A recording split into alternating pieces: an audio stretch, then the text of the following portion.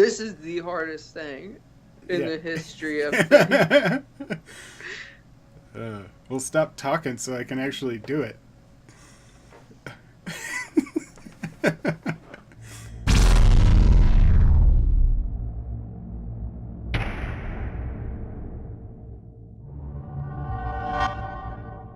Hey everybody! Korkanala here.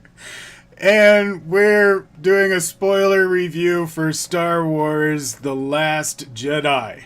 And I'm here with Matt Kohler. Say hello. Hey, how's it going, everyone? Now, from what I've been told, this might be a controversial video because I guess Matt disagrees with some of my opinions. But let's jump into it. This is going to be a spoiler review. Heavy spoilers. If you haven't seen the movie, go watch the movie and come back. You can check out my spoiler-free review that I did with my friend Scott. That is up on the channel, so watch that. But if you haven't seen it, click away. Unless you don't care. And especially don't be the guy that said, hey, we didn't warn you about spoilers, and why are you talking about the movie? Yeah, I said spoilers. I put the spoiler splash up. You should know by now. So, let's jump into it. What are your opinions on the movie? I've given mine. So. I thought it was really boring. Really? Yeah. I thought there was not a lot that happened in the movie. There was not a lot of new content. Like, everything that happened, I already knew was going to happen for the most part. And I haven't looked up anything. And it was also really hard to watch the movie because there's so many scenes where I was like, that's from episode 4 or that's from episode 5. They took that, like a good example is at the very end, where they literally recreate the Hoth sequence. It's like there's like certain parts where it goes shot by shot. They show the telescope that shows the AT-AT legs, and then it shows the gunmen. And it's really hard to get into a movie when like it's the exact same thing that you've seen before. Well, I wouldn't say that's the exact same thing. Well, for one, it would reflect the battle sequence for any movie, especially if you're having two groups of people coming at each other. Now, it's the scenario and how it happened. Like, the Resistance are trying to leave, and the Empire's coming with AT-ATs, just like in Episode 5, and they use like the Resistance with like snowspeeder-esque things to stall. Now, obviously, there are, like, little differences, like there's a siege cannon and whatnot, but, like, for the most part, it's the same thing. Yeah, I guess you could say it's the same thing, but the context is totally different. Yes, they're trying to get away, but they are the smaller force going up against the bigger force. They're always going to be trying to get away. But no matter what scenario they're in, they're not there to fight head to head. They're there to fight the smaller battles, to rebel. They're not there to do like a head to head fight. They can't compete in that manner. Oh, I definitely agree. Like, guerrilla tactics and whatnot. So they're always running away. They're always going to run away. Like it just was, for me. It felt too similar to a movie I've already watched. For the most part, I just wasn't interested outside of like the older characters like Luke, Leia, or whatnot. Like, I'm not a huge fan of the newer characters. I mean, the one thing I will say is I did not like Episode 7. I was ready to say 4. I did not like Episode 7. I have not seen Rogue One. I don't plan on it. I don't like Rey. I especially can't stand Kylo Ren. And they're just so uninteresting, these characters to me, and I don't know why, but like when I see them, it's like, well, clearly they're not the main focus because we focus so much on Luke's past in this one and Han's past and what they're doing in this movie. Like, they seem so much of the centerpiece, and obviously the centerpiece of the marketing. Well, Luke Skywalker is the centerpiece of the marketing because he's the centerpiece of the entire saga. It's called the Skywalker saga. Yeah. So it's about his family line. Mm-hmm. That's the whole point. Otherwise, it would just be one of the anthology movies or a different storyline altogether. So it's got to be tied into the Skywalkers in some way for it to be a part of the Skywalker saga. Yeah. I will say there were a couple of things I did like. I mean, the obvious one would be I did enjoy the practical effects, a decent amount of them. I thought they were good. I think the best scene was probably the Luke Yoda scene. Yoda was a puppet. I'd like that. Yeah. I wish it was Obi-Wan, though. I wish they just used Ian McGregor. I think some people would get, like, if you're going to get specific, they're going to wonder, just the same reason why people hate the fact that Hayden Christensen is in Return of the Jedi now as the blue glowy Anakin and not the old guy. That if you had Ewan McGregor, it wouldn't make sense because he was Alec Guinness as the blue glowy through the original trilogy. I definitely understand that, but I mean, I think we can all agree that Ian McGregor is a much better actor than Hayden Christensen. Yeah, but if you're going to have a blue glowy, it would make sense it would be Yoda, since Yoda was really his master. Was the guy who trained him. But Obi-Wan was like, I mean, he was the first one to be with them, and he was, I mean, he was there for the very emotional parts, like even, I really love the scene in episode 6, which I don't want to talk too much about the original trilogy, but the scene where, Luke is like, why did you never tell me? But in the original trilogy, though, Obi-Wan was more of a father figure. Yeah. Yoda was more of a master. Yeah. And so when he's going through this stuff, it would make more sense. Now, I would be happy if both of them were there because that would make sense. I mean, no, if it was going to, if it was going to, in a perfect world, I agree. I would like to have both Obi-Wan and Yoda. But just to keep it, equal to the other movies for who is going to be blue glowy and how you're going to look. The only person you could really do is Yoda. They should have just Andy Serkis there as motion capture guy. He can do anything, man. He's just waving like, I don't know why I'm here. Now, you do realize that Star Wars is a space opera, right? Yes. And space and operatic dramas have thematic similarities throughout all of their stories, right? No, I definitely agree, or I definitely understand that. But for me, as a moviegoer and and as a Star Wars fan, I just don't. I can understand that you don't like the new characters, that you would find them boring. That would be more of a personal preference. I don't find them boring personally. I find them to be just as interesting as all of the other characters for the other movies. I think Han Solo really pushed the characters over the top for the original trilogy. He was the most interesting character for the core 3. Yeah, I'd agree. The other two are pretty much equal to the new people in, how interesting their characters are and how they get developed. Yeah.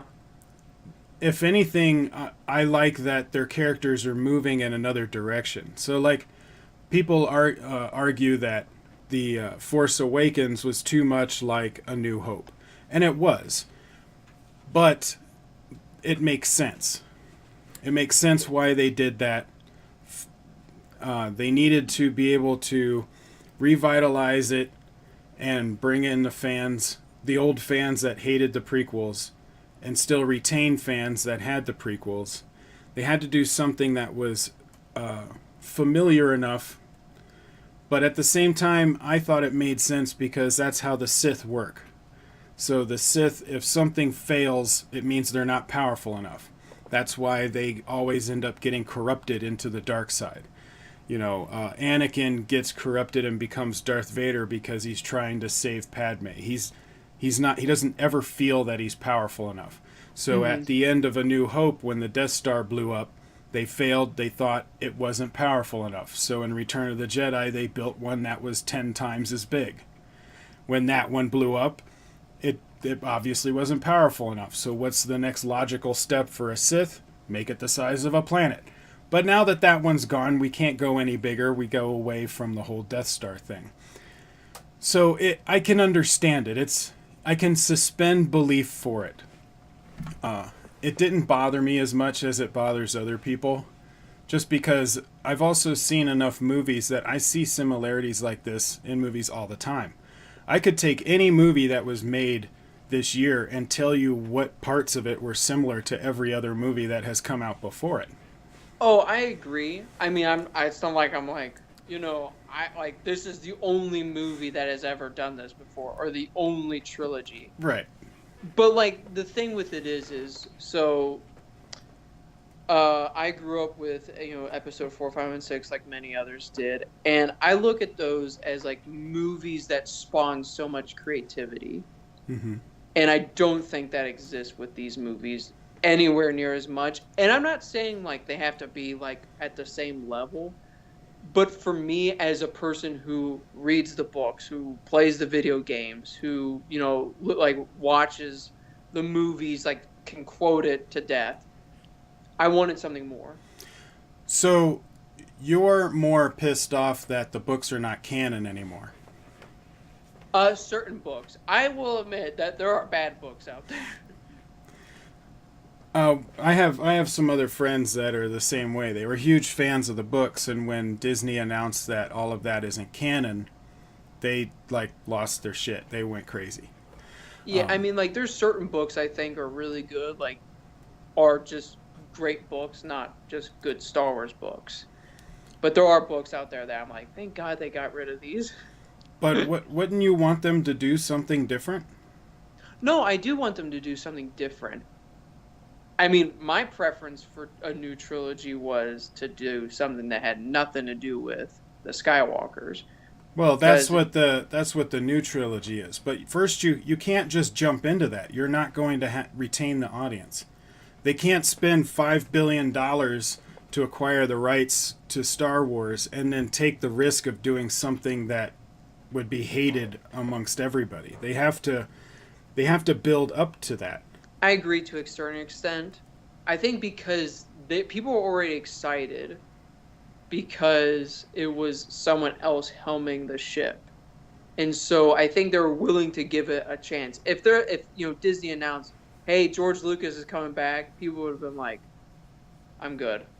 I don't have to see another Star Wars movie. But because it was, someone like J.J. Abrams who has done, good work, and it was someone else completely doing. I think they, and if they didn't have to do something where it's like, this is something you never heard of. We're going to take every single character that you've never heard of from Star Wars, make them. This is our own thing. I mean, they could have been like, this is in the 50 years before Episode 1 or something, or Knights of the Republic, or hundreds of years after or something, and take like one central character.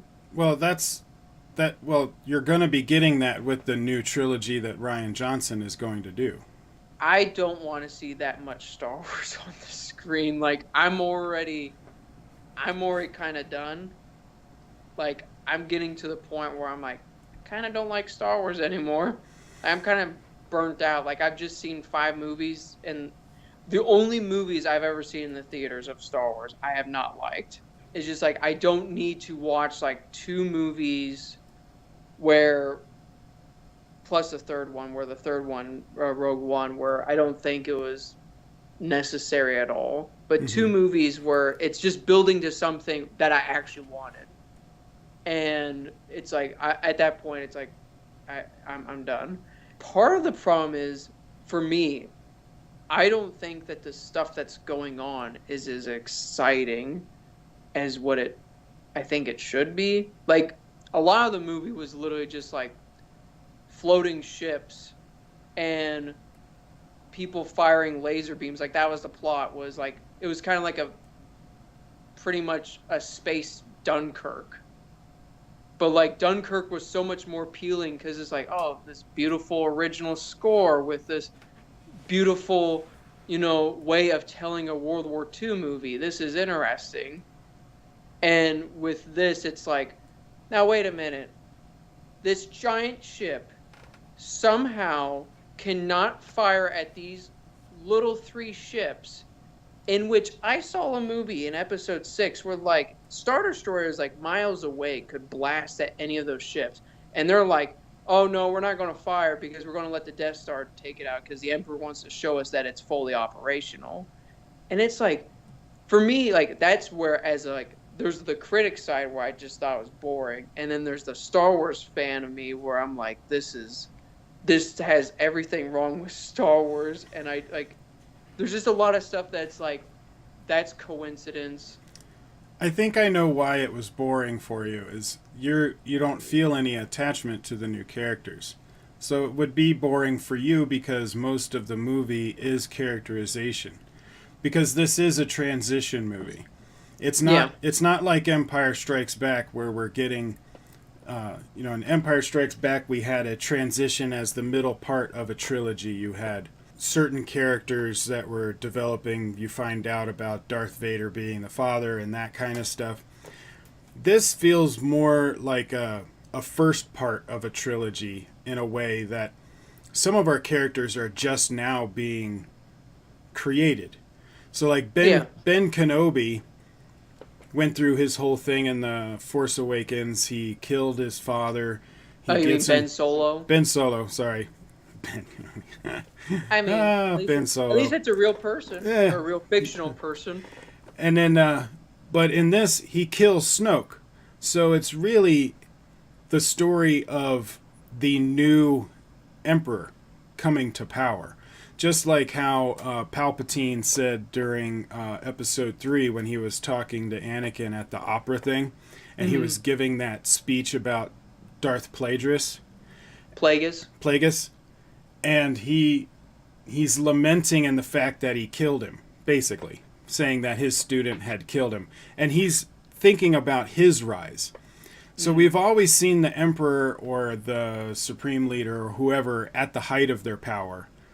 And in this movie, we're seeing the beginning of the character that is supposed to become that person. We're seeing him take power. But if you don't have any attachment to him from the first movie or this movie, then it doesn't matter to you. I would have and that's another problem is like the design of Kylo Ren. I just don't like at all. Like, he looks so much like Darth Revan. Like his cloak, the mask, everything. Like it's just but the normal fan doesn't know who even Darth Revan is. Yeah, I and he was around 1,000 years ago. But like as like artists who are, it's just like they could have tried to make a different mask. I liked him better with the mask on. I didn't like him with it off just because I think out of all of the new characters, outside of Oscar Isaac, because Oscar Isaac is a really good actor, I think John Boyega is probably the best of the 3. If you Adam Driver, Daisy Ridley, and John Boyega, I think he's the best. But I didn't really like Finn's storyline in this movie. No, it's really the part that I like him and Rose. I like both of their characters.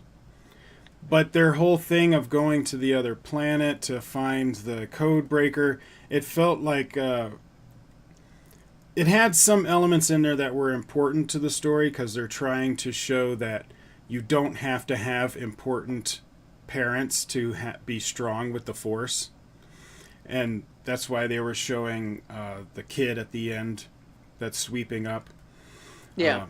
And it's to show that because Rey doesn't have important parents.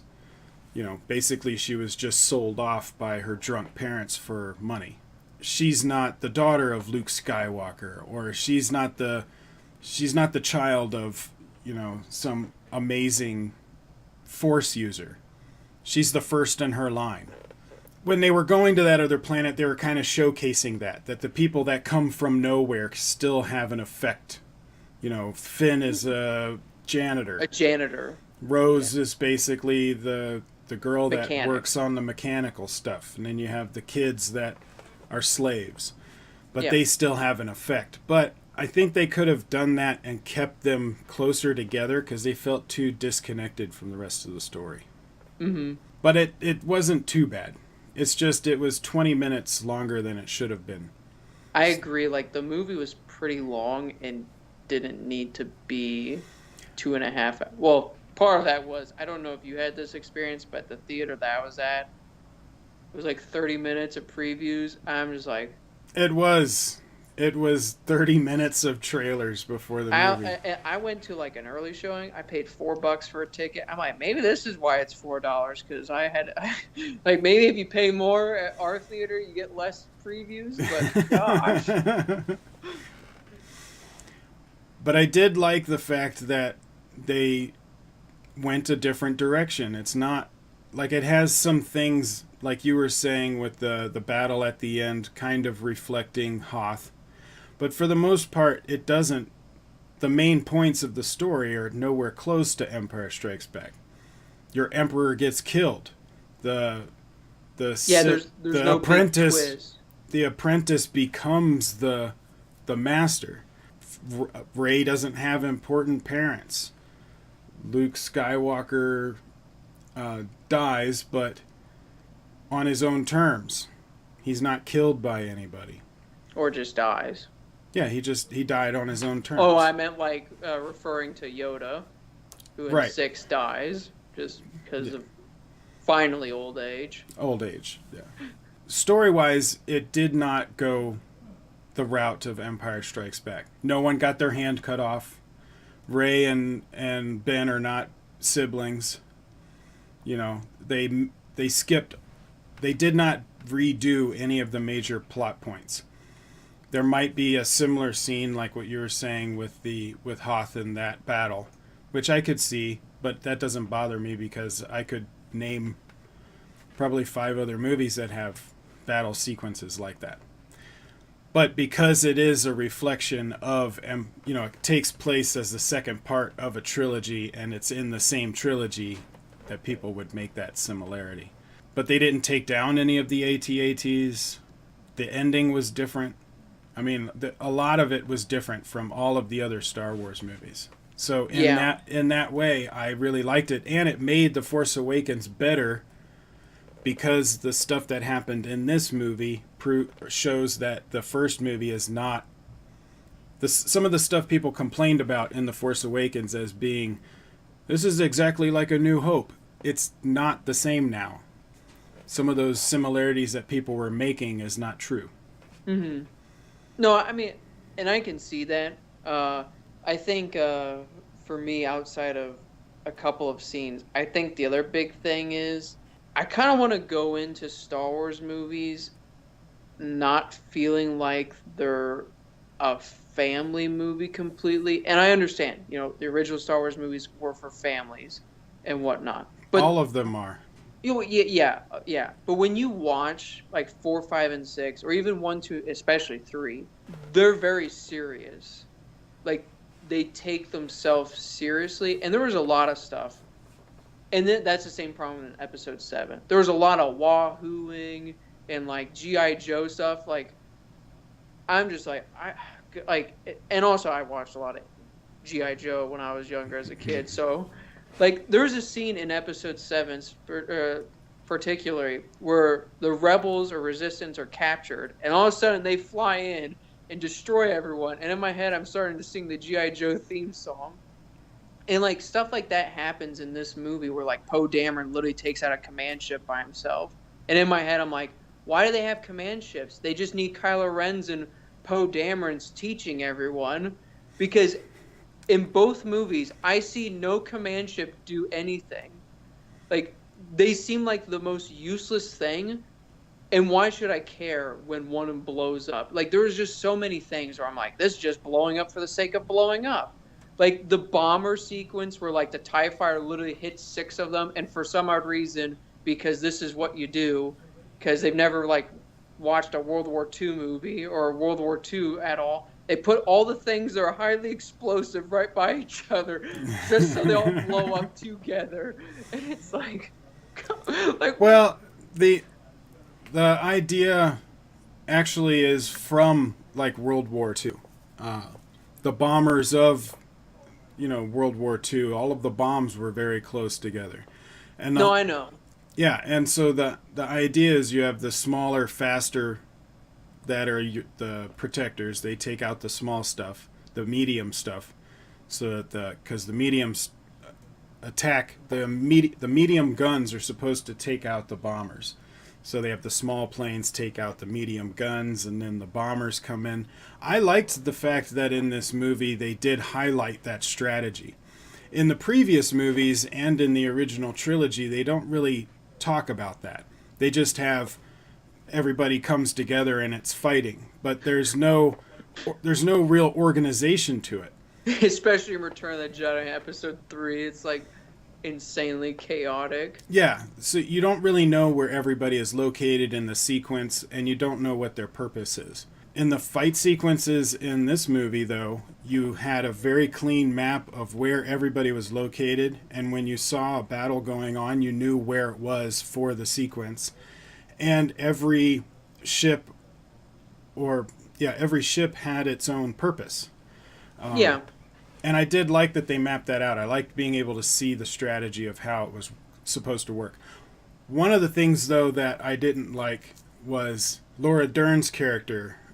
I liked her, but her character, it was like she wasn't giving up information that could have made the movie shorter. Where like she, when Poe Dameron finds out that she's filling up the fuel for the transports, and then he gets all pissed off. You're just gonna run away, they don't have any shielding. Everybody's gonna die. Yep. She doesn't tell him about the planet, and then I didn't think about that. And then later on, when he finds out about the planet from Princess Leia, he's like, "Oh, well, that could work." It's like, yeah, exactly. So the whole thing with Finn and Rose going off, none of that had to happen. You could have just cut that whole thing by saying, no, there's this planet. We're going to go to the planet. But would you have Benicio del Toro? No. But that's why I'm saying is that whole sequence has important parts, and probably important parts that are relevant to the next movie. But I would have liked them to try and figure out how to do it closer together so that things were more cohesive. Mm-hmm. Just for that sequence. And so it was like with Laura Dern not telling him about the planet, and she had multiple times to tell him. She just never did. It's like she was assuming that he would just follow her orders blindly. And then also when she stayed behind on the big ship because they were firing on it, and she's basically sacrificing herself. She knows she's gonna die. When they find out about the transports and Snoke's ship starts firing on them, she just sits there watching the whole thing for like 15 minutes, and then realizes, wait, I can just turn this around and drive it right through them. I can understand if she didn't come up with the idea of going into, doing a light speed jump into the ships, but at least turn the ship and get in the way. So that's what I was thinking she was going to do. Right. Instead, they're just watching them get picked off, like one right after another. And I'm like, at least turn the ship. I mean, the whole point for you to stay behind was to be the sacrifice. Yeah, to help them get away. So why not at least block the hits? So those two decisions were kind of frustrating for me. But I accept it. The thing that made me happy was that we had so many things that could have been similar to other Star Wars movies, and they didn't do that. They went a little different. I like the fact that Snoke dies, because he's supposed to be like, he's the supreme leader. It's like, what if they killed the Emperor in Empire Strikes Back? That would be like, well, what do we do now? I like the fact that they killed Snoke. I also like that you are seeing the rise. Like, I'm more curious of what's going to happen with Kylo Ren in the next movie, because the first one he was more of like a boy, an emo teenager. In this one, he's kind of grown a bit more to where he's taking power. Mm-hmm. So what's going to happen in the next one? Is he going to, because he's already to the point where, he's a very emotional person, that is it going to get to a point where he just can't handle it and he self-destructs, or like what goes on with that? But I'm interested to see what happens with his character because of where they've come. Also, that connection that Snoke gave Rey and Kylo. What I like about that is it made people that hated the first movie that went to go in to see this one automatically think, oh, they're brother and sister. Because they were also intercutting it with Luke and Leia having the same thing. And then it's like a switch and bait. It's like, nope, you were wrong. They're not brother and sister. But now that Snoke did that, because they had that moment at the end where they sensed each other, and then she closes the Millennium Falcon. I think the connection was supposedly cut off. Well, no, it should have been cut off when Snoke died. Yeah. But did he somehow make it permanent or open a gate that in the Force that they can't close now? Are they always going to be connected? I find that interesting. Kind of like Harry Potter and Voldemort. Yeah, that is true. So, what did you think of the kung fu setting? The Red Room. Well, it felt like a 70s martial art movie. Like the entire time, I'm like, is this a Bruce Lee exploitation film? Like, I feel like. I love the way the room was lit, and I thought they did a great job with the space of how it looks. It did look like the red guys, they looked like something out of a 70s martial arts film. I would give you that one. Like that one guy with the kunai on the spear, when he's like pulling in Rey, I thought he was going to be like, get over here! I thought the fight sequence was pretty good, especially for characters that are, like Rey's a novice still. Yeah. She can fight, but she's a novice. Yeah. It's just weird to watch. I didn't think it was that weird. No, I mean, it's just weird to watch for me, because like, I liked it. I did like that they did wide shots. I like that they had longer edits. No shaky cam. That is true. I don't know. Maybe it was just. No, you have no connection with the characters, so everything is a little less for you. When people are attached to characters, you are allowed to suspend belief more. When you're not attached to the characters, nothing really makes sense and you don't care. That's why it's really important in a movie you have enough characterization that the audience does get connected to those characters. For Star Wars, for these new movies, they just didn't do that for you. Which is fine. And it's not like I'm here to try and convince you to like the movies. You can hate the movies all you want. I have a lot of friends that don't like the movies. I have no problem with that. There's a lot of movies I don't like that other people love.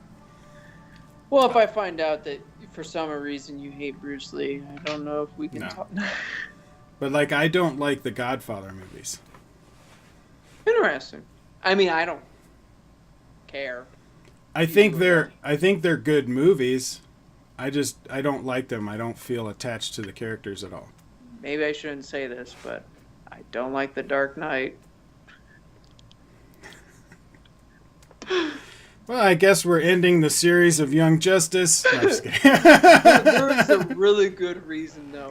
My brother doesn't like them either, but he doesn't like comic book movies. This is why I stayed away from internet spoilers or rumors, because I thought Scarecrow was going to be in it a lot longer, and I went to the midnight show. I was like, well, maybe he'll show up later and break out of no. Well, maybe he'll show up with two. No, he's still not. Then the credits were, I'm like, I guess he's not in this movie. No, he was in the first movie. You put him in the second movie, and you're going to have 3 villains. And then you get into the trouble that every movie has that has 3 villains. They suck. Name me one movie that has 3 villains that's good. A few moments later. can we count like minor villains? No, I mean, look at Spider-Man 3.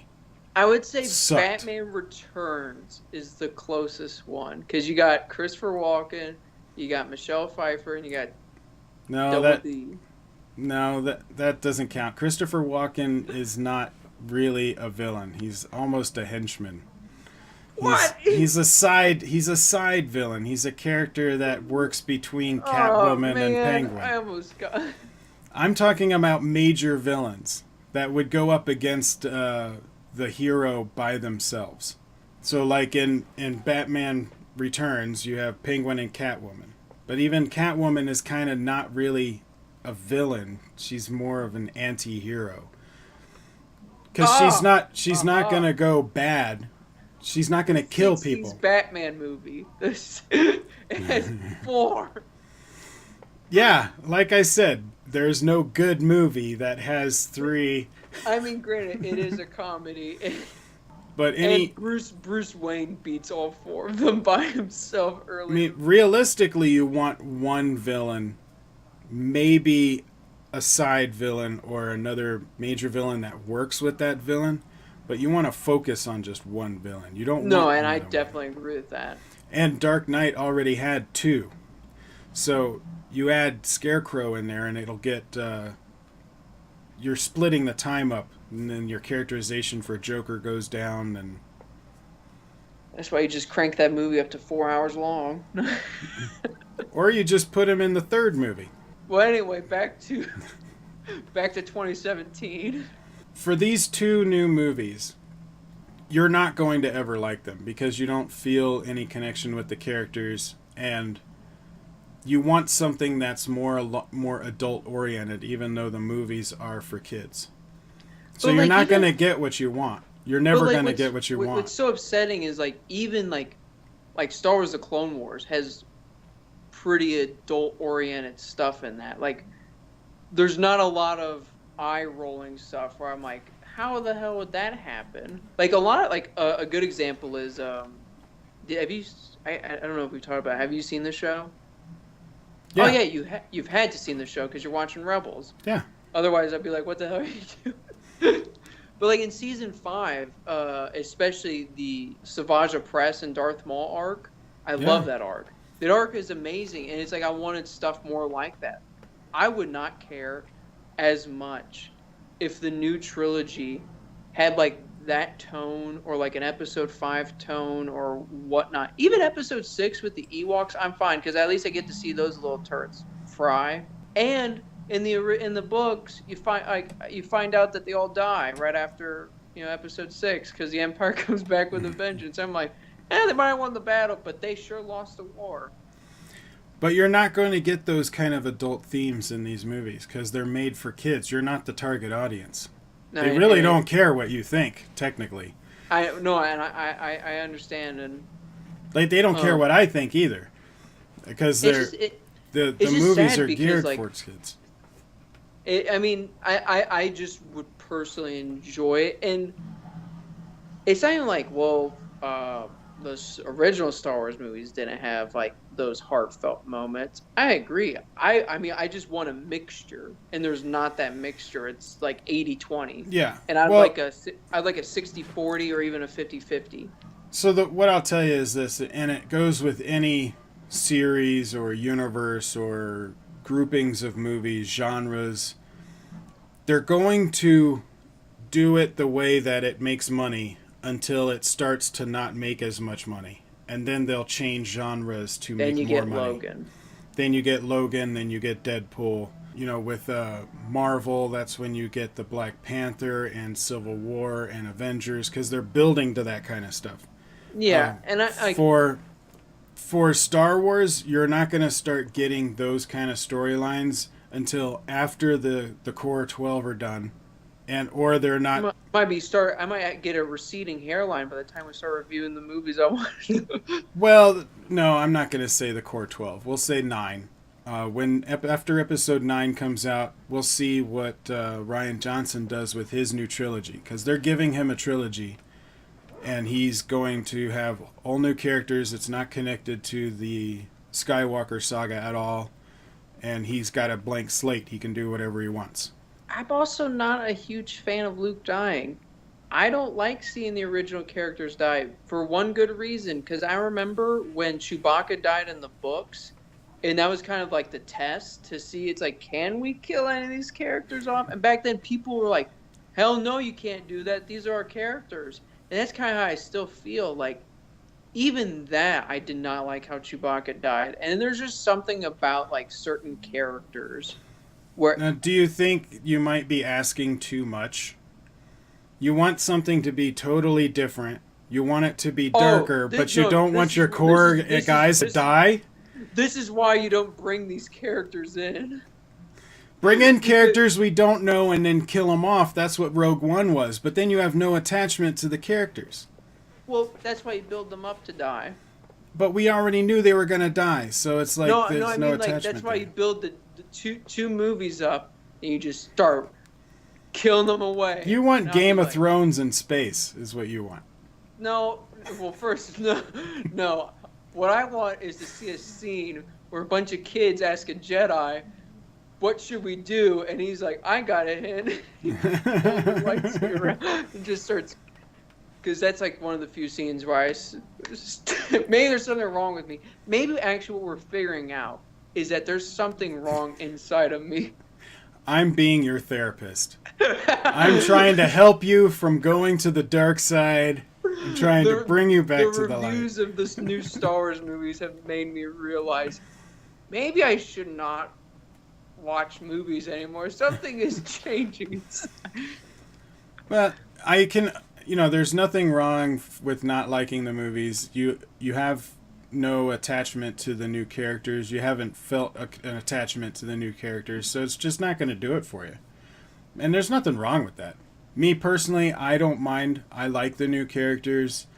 I do tend to forgive things more for Star Wars or Star Trek or something that isn't established that I want to like. I will forgive more things just because I don't see them as important.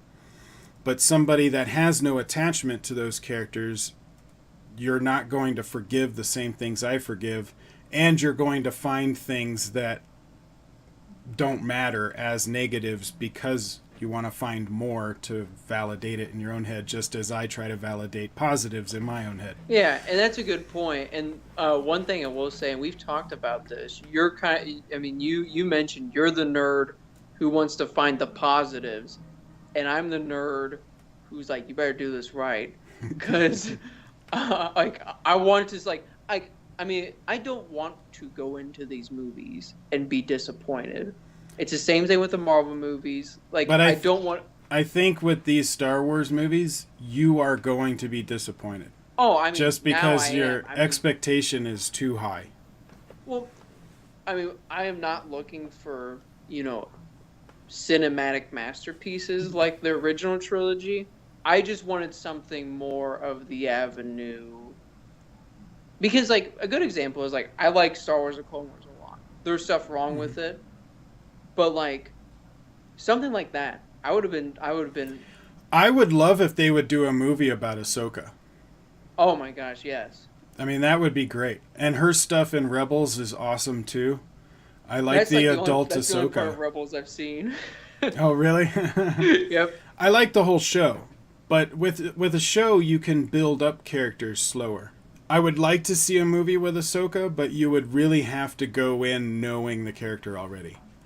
I will say, in terms of my expectations being high, that's the only thing that exists in my life as a filmmaker and as a film critic is nerdy things, like superhero movies and Star Wars movies. And that's mainly because I've grown up with it and I have my own idea / expectation that what I want to see from them. And if I don't get that, then it's that's kind of where I am. But it doesn't have to be completely 100% my way. Because I'm trying to think, Logan, I really liked, but I would have loved a Wolverine hard R where he's just chopping people up for a while. But I still really enjoyed that. And I'm not saying Star Wars needs to be, Rey or Ren or whoever the main character is, slicing heads off left and But, right. I want to end on this note. You are the director, writer, producer, choreographer, blah, blah, blah, of everything for Batman Master of Fear. When you're done with your third episode, and we'll be talking about your news coming up for the second episode, but when you're done with your third episode and you complete your 3-episode series, I think your next project should be a Star Wars fan film. I mean, oh God. See, there's two things in life that, like, I'm not a huge, I want to do a lot of fan films because I don't want to be typecast as a director, but there's two things I've always, or at least there's one fan film I've always wanted to tackle because I have my vision, and that's Captain America, because ever since I was a little kid, after I saw Saving Private Ryan, I was like, Captain America, Saving Private Ryan. It'd be epic. But I think, don't steal it, Marvel. I would be interested in seeing what you would want in a because your stuff is what you want is very specific, and they're never going to get that to you. You're not going to ever get that in a Star Wars movie because they need to appeal to a more broad audience. So what it is that you want specifically, you're never going to get. But I would be really interested in seeing your take on it. You watch my fan film, it's just Boba Fett killing people. I'm like, yeah, I'm a huge Boba Fett fan. You're now getting this. Yeah, and then I'll just come in and tell you all the ways that every scene looked like a Jason movie or a Halloween movie. No, I'm just kidding. Oh, God. Oh. But I think it would be interesting just to see what your take would be. No, I mean, I definitely agree. I mean, I don't want to be one of those people. Oh, go on. I was going to say, I think that I have more leeway. I give leeway to a lot of movies. I try to go in without any expectations and just see where it takes me. I let the movie just take me. I did that with Justice League, mainly because I was like, I can't have any expectations of this movie. But like Star Wars, I mean, like they actually tried. Where like Justice League, I mean, all the stories behind the scenes, it's like, it's all over the place. Is this going to be a movie? I'm surprised they came out with something that worked better than BVS.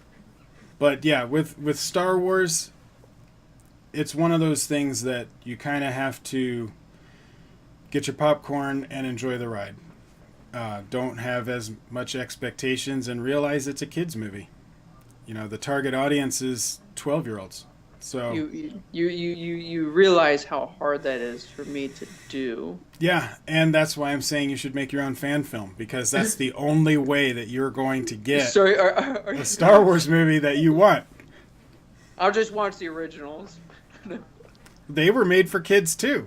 And but I get to see limbs cut off and people die left and right, and not really like cheesy things that like. The First Order in this movie, oh my gosh, they were hamming. Like the two like Nazi-esque generals are like, we must get the resistance. Like, they're like screaming at the top of their heads. I'm like, I understand you're bad, but like the Empire never did this. They were like, we must talk to Darth Vader. I think we have to up. We're like, my lord, is an enchanted planet. There could be smugglers or something. And then, like he dies, and you laugh because you're like, oh, what an idiot. Mm-hmm. I was upset. There is the biggest upset, and this is the biggest thing. The first person who dies the Resistance is a fat guy. What the hell? Well, it's like Porkins, man. He does not have any. He does not have any screen time besides his death. There's too many of them. They cut to him and he blows up. I'm like, Hurley, what happened? I mean, same kind of thing happens with Porkins. He was one of the first to go during that wave. See ya, Porkins. They even named him Porkins. I mean, I think Star Wars has a thing against fat people. Like, their most famous fat person is a slug that's disgusting called Jabba the Hutt. I mean, it's like they don't like fat people in space for some reason.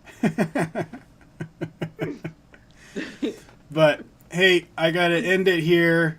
Thank you for sticking around and doing this discussion. I found it really interesting, and I think we figured it out. You know, these movies are not made for you.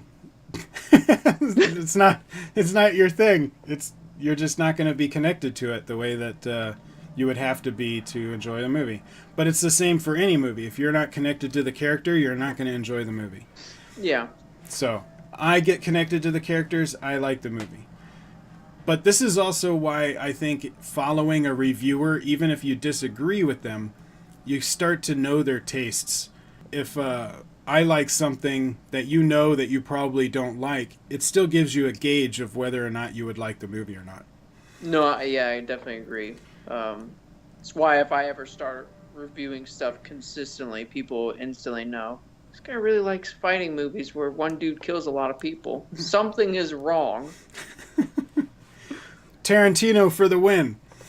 What's crazy is I'm not a huge fan of Tarantino. That's another video. Okay. Comment below and let us know your thoughts on this. Do you agree with Matt? Do you agree with me? Are you somewhere in the middle? Are you more extreme than either one of us? That's insane, because we're pretty extreme. No, I'm not even that extreme on my side. There's people I hate it. We never disagree. There's people on my side that are way... Like, there's things I don't like about this movie. You know, there's some people that love absolutely everything, and it's the greatest movie that ever existed. So, I'm not one of those. But comment below and let us know your thoughts. Also, I've got links to all of our social medias and my all kinds of other stuff. Patreon, Discord, Mailbox, all kinds of things in the description below. Check that out. Like, share, subscribe, hit that notification bell. Tell your friends, and we will see you on the next video.